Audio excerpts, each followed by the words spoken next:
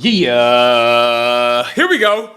Now, what do we have here? We say LeBron is on steroids? Uh-oh. This shit finna get spicy, bro. I ain't gonna lie. A legacy tainted, unpacking the LeBron steroid rumors, bro. LeBron, I hope this ain't true, my guy. I really hope it ain't true. You feel me? You've been doing this shit for goddamn 65 years in the NBA so far, bro. Don't tell me you've been on some roids, man. Don't tell me you've been shooting your shit with. Come on, man. Let's just check out the video. LeBron James has built virtually his entire legacy here we go. on this perceived notion that we have never seen anyone. Before we watch the video, though, y'all, what y'all think?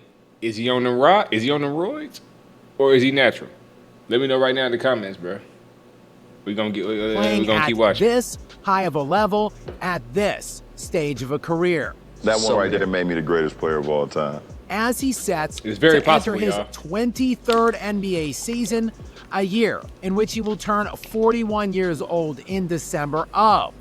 And it has 41 been years old, my through nigga. this astronomical amount of games he has played and the unparalleled durability he has experienced, which has allowed James to amass a near insurmountable level of counting statistics, as he has now widened his points gap over number 2 on that all-time list, Kareem Abdul-Jabbar, by nearly 4,000 points and counting. And since, despite playing nearly 10 more full seasons than Michael Jordan and still coming up laughably short of his career resume bullet points. Now listen, bro. If LeBron is on them roids, does that disqualify everything that he done did in the league so far?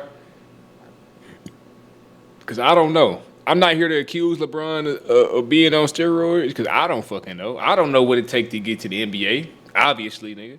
I'm not here to, tear another black man down. But hey, if you on them steroids, my nigga, we got to get on your ass, LeBron. It's just that simple because that's bullshit. The totality that's bullshit. Of any semblance of a GOAT case LeBron does have to offer has been constructed totally on the merit of his longevity and bulk counting stats that he has accumulated along the way. But with more and more mounting steroid commentary swirling around James, could the shoddy house of cards in which his entire legacy has been constructed be threatened now I think it more is. than ever? A conversation which was reignited about a week ago now when the most recent and fairly high-profile former player has come out and leveled pretty substantial steroid allegations at the longevity king. That, of course, when Jeff Teague dropped some bombshell comments in LeBron's direction during a live stream for his Club 520 podcast. He was on steroids, bro. He had to sit out. He was on steroids for real. And while Teague tried to... See, now Jeff Teague probably wasn't even trying to get on that with LeBron. He probably wasn't even trying to really put him out there like that. But Jeff Teague, no. Jeff Teague, no. You know what I'm saying? Like, he like crack jokes and tell all these stories and shit, but that nigga Jeff Teague not a dumbass, bro. He know. Walk those comments back in the days that would follow and insist he was just joking. It was pretty evident Teague was not joking when he made the initial accusations during that live stream. Y'all remember that though? No. Well, they was like, he got everybody, they started testing for HGH, and they was like, yo, and he had to sit out, like he said his back was hurt, and he sat out for like 3 weeks, and he came back skinny. This is just, I was in the league, I remember. Of course, it was just about a year ago now that Kevin Garnett made similar commentary. He's dead on that Balco. He on that new juice that slide like he used to. And perhaps the most damning bit of these clips isn't that Teague and Garnett are alleging LeBron has used or still is using PEDs. It's in how matter of a fact they are in making these statements in the first place, as if it's virtually common knowledge amongst people around the league. Right. Because look, like I said, bro, I don't know. We don't really know. Because we not in the NBA. We don't know what it takes to maintain an NBA level body and an NBA level athleticism. We don't know, my nigga. Because if we did, shit, we don't know, bro. So all we can do is really just watch on the outside. But these niggas actually playing the game every single day. They know, bro. They know if a nigga is on them roids. Trust and believe that. Of course, though, are not the first them niggas wouldn't to just make come out these there and say kinds that for of no reason, assertions bro. about how LeBron has achieved his historic level of longevity.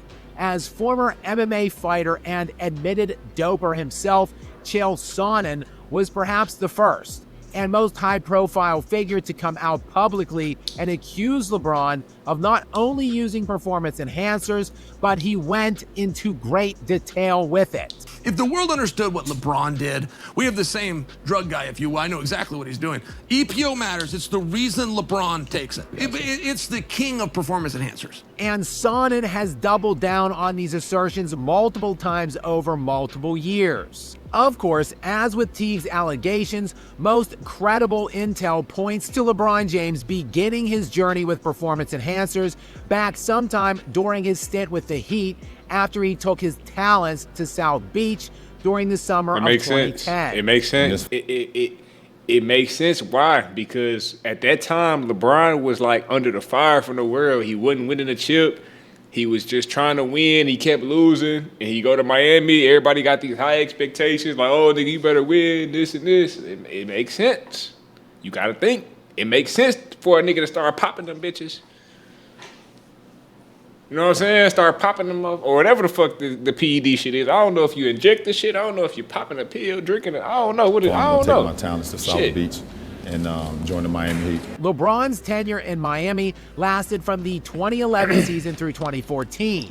Notable because it overlaps with the famed Biogenesis scandal, a health clinic that operated in Coral Gables, Florida, which is a city in Miami-Dade County. It was founded by Anthony Bosch and was first registered in state corporation records in March of 2012. And on January 22, 2013, the Miami New Times obtained documents from former Biogenesis employee Porter Fisher, which it said linked 3 players, Melky Cabrera, Bartolo Colon, and Yasmani Grandal, stating they had tested positive for performance-enhancing drugs in 2012 with the clinic. Additionally, the paper implicated several other star Major League Baseball players at the time, including Alex Rodriguez, Ryan Braun, and Nelson Cruz. And nearly a decade after that scandal blew up the sports world, 1,400 pages worth of unredacted federal investigative documents pertaining to that case and the 21-month investigation, which was dubbed Operation Strikeout. Boy, that nigga jaw loose as hell. Look at this nigga jaw on the screen right here. This nigga jaw about loose than a goose. He talking, his jaw moving all sideways and shit. Look at it. T1-month investigation, like somebody which just, was dubbed Operation Strikeout by the DEA, was released in 2023. And in those documents, there were concrete ties implicating several people in LeBron's inner circle as clients of the clinic and beyond. Citing intel from the documents that at the height of the federal investigation in May 2013, a DEA surveillance detail captured Ernest Randy Mims and David Alexander meeting with a known target of the investigation, Carlos Acevedo, who was a former business partner of Anthony Bosch and was eventually convicted for his role with Biogenesis.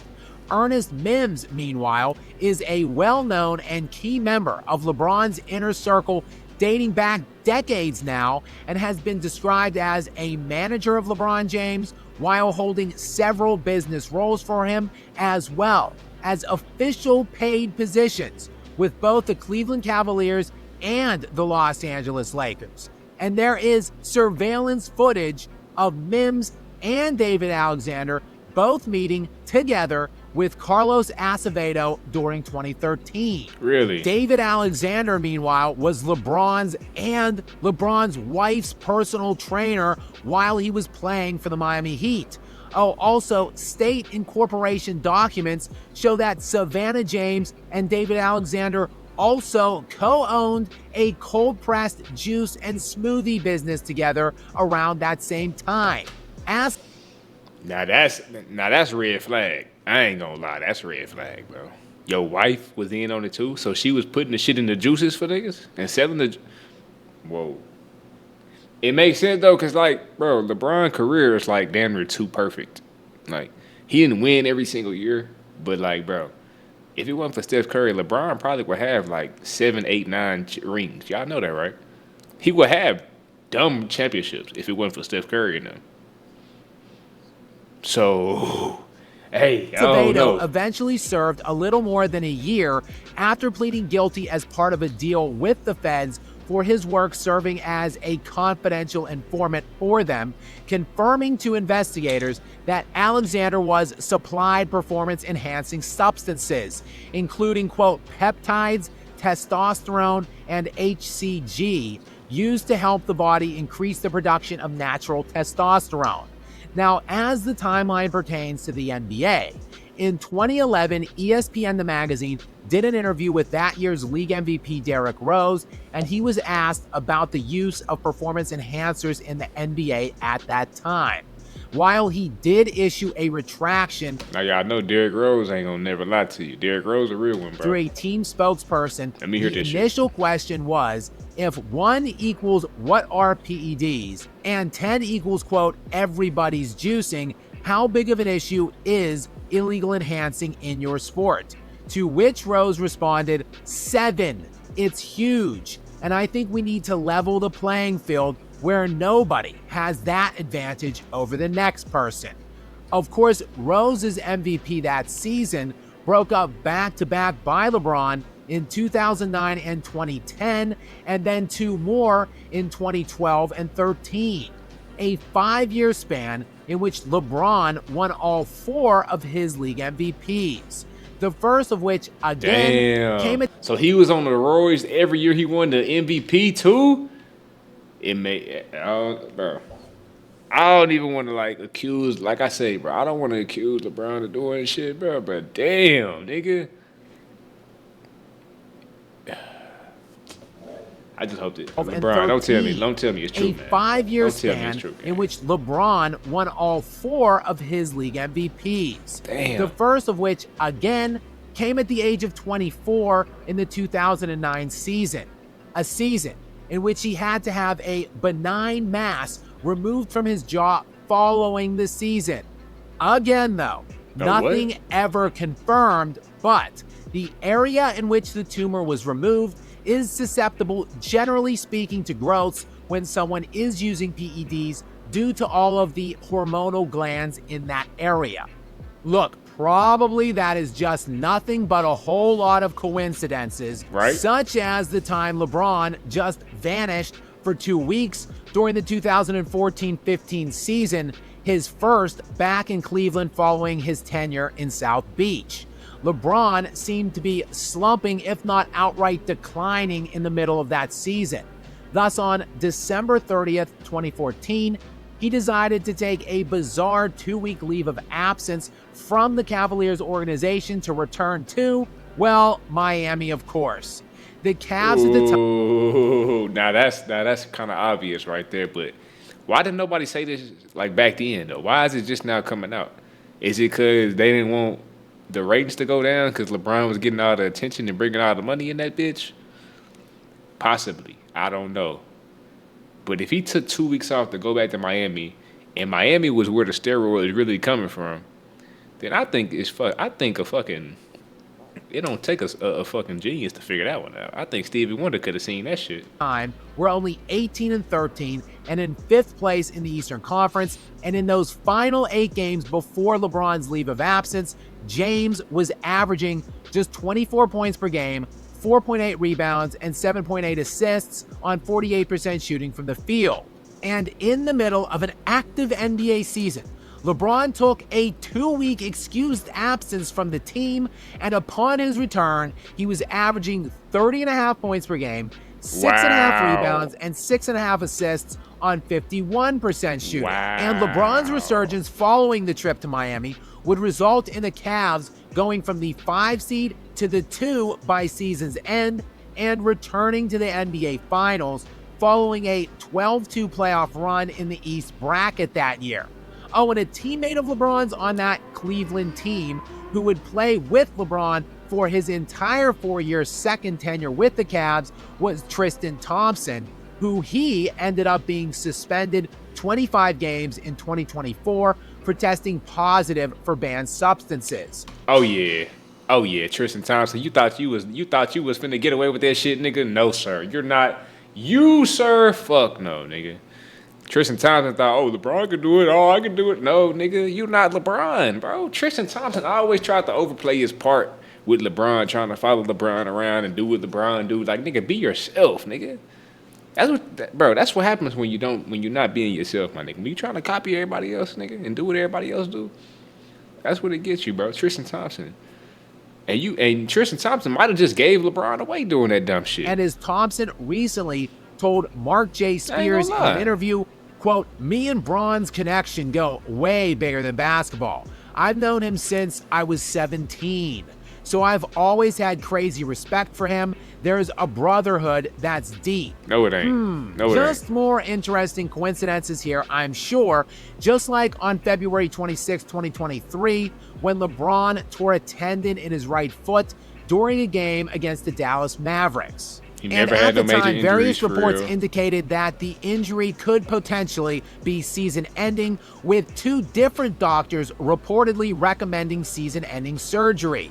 Yet, miraculously, LeBron would return earlier from the injury than any of the doctors anticipated, missing only 13 games total because, according to LeBron himself, he was healing faster than any of the doctors had ever seen. When did you get a sense of you would have a plan to get you back faster than what the normal? When the doctors told me I was healing faster than anybody I've seen before with the injury. And now here we are into LeBron's pending 23rd season, one that he is allegedly coming off of a grade 2 MCL sprain in that 4th quarter of their elimination game against the Minnesota Timberwolves during a collision with Dante DiVincenzo. According to LeBron, he couldn't even get out of bed the next morning, and that's when the doctors ordered an immediate MRI. But less than a month after the alleged injury, the 40-year-old was seen showing off his moves in this social media post obtained by 16th Sports. Just more unprecedented healing by a guy with historical wear, tear, and degradation on his body. So while there is nothing, nor has there ever been, anything definitive to connect James to a specific failed drug test, there is an overwhelming amount of circumstantial evidence supporting the fact that LeBron has been using something. Though despite all of the conversations and allegations leveled against him, I believe he's been using something. I don't know what it is, but bro, for this nigga to be running this strong and this efficient for 20 goddamn years in the league, something gotta be up, bro. Perhaps the most damning bit of evidence of all is the fact he has never answered any of it. Not officially, legally, or even off of the record. The king narcissist, who has to comment on everything, either through his IG posts, official media sessions, or on his Mind the Game podcast, has never addressed any of these allegations. A guy who just days ago, through his legal team, sent out multiple cease and desists to various Instagram handles using AI to depict LeBron in compromising scenarios, including as being pregnant.